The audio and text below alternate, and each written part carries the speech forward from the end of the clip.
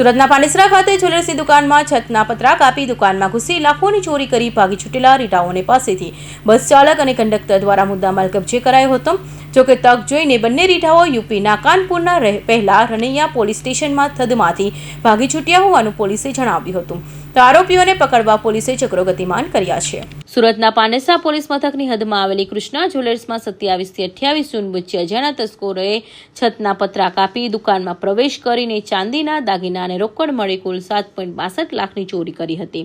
આ બનાવ અંગે પાનેસરા પોલીસમાં ગુનો નોંધાયો હતો।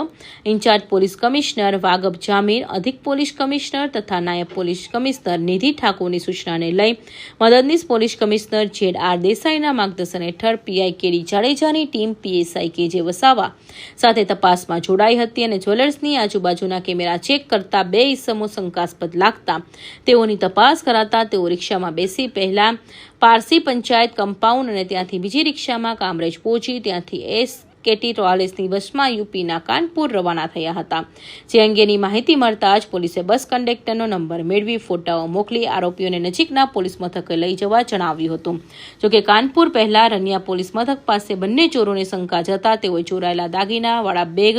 છોડી ભાગી છૂટ્યા હતા। જેથી રાનિયા પોલીસ મથકની પાનેસરા પોલીસ તમામ મુદ્દામાલ 5,83,000 થી વધુના ચાંદીના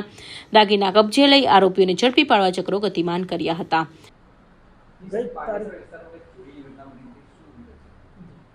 गई तारीख 28/6/2026 रोज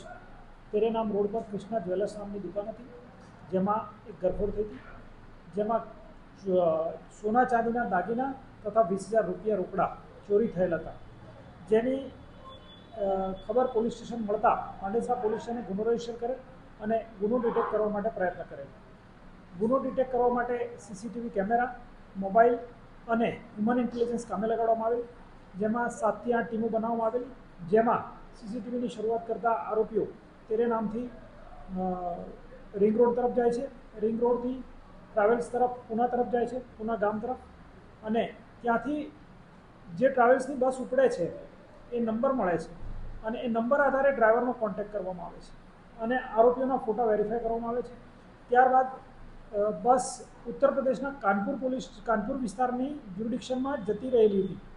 જેથી ડ્રાઈવરનો સંપર્ક કરી અને નજીકના પોલીસ સ્ટેશન પહોંચવાનું જણાવતા ત્યાં રાનિયા પોલીસ સ્ટેશન હતું જે ડ્રાઈવરને નજીક પડતું હતું, જેથી ડ્રાઈવર સાથે કોમ્યુનિકેશન થયા મુજબ તે રાનિયા પોલીસ સ્ટેશન પહોંચેલ અને જેવા પોલીસ સ્ટેશન પહોંચેલ તેવા જ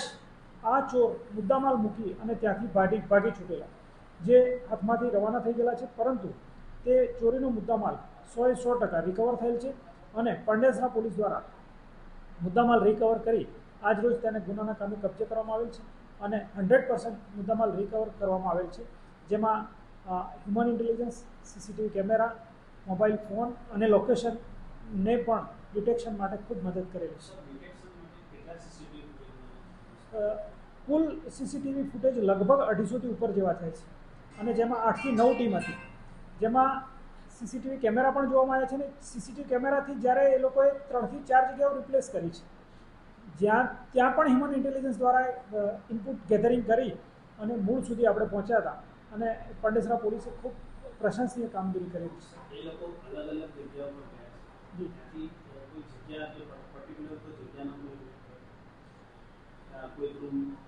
નહીં, તેઓ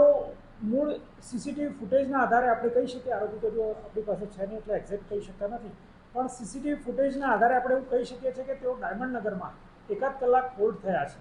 એવું પ્રાથમિક રીતે સીસીટીવી ફૂટેજ પરથી અંદાજ આવે છે, પરંતુ સાચી હકીકત તો જ્યારે આરોપી સામે આવશે ત્યારે એક્ઝેક્ટલી ખબર પડશે।